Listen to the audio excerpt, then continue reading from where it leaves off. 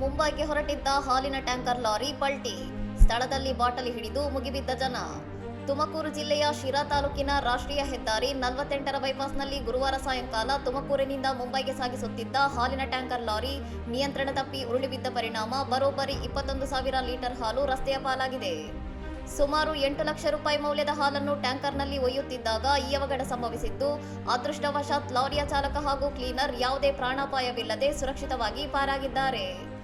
Lorry ಪಲ್ಟಿಯಾಗಿ ರಸ್ತೆಯುದ್ದಕ್ಕೂ ಹಾಲು ಹರಿಯುತ್ತಿದ್ದಂತೆ ವಿಷಯ ತಿಳಿದ ಸ್ಥಳೀಯರು ಪ್ಲಾಸ್ಟಿಕ್ ಬಾಟಲಿ ಹಾಗೂ ಕ್ಯಾನ್ಗಳೊಂದಿಗೆ ಧಾವಿಸಿ ಚೆಲ್ಲುತ್ತಿದ್ದ ಹಾಲನ್ನು ಮುಗಿಬಿದ್ದು ಸಂಗ್ರಹಿಸಲು ಯತ್ನಿಸಿದ್ದರಿಂದ ಹೆದ್ದಾರಿಯಲ್ಲಿ ಕೆಲಕಾಲ ತೀವ್ರ ಗೊಂದಲದ ವಾತಾವರಣ ಉಂಟಾಗಿತ್ತು.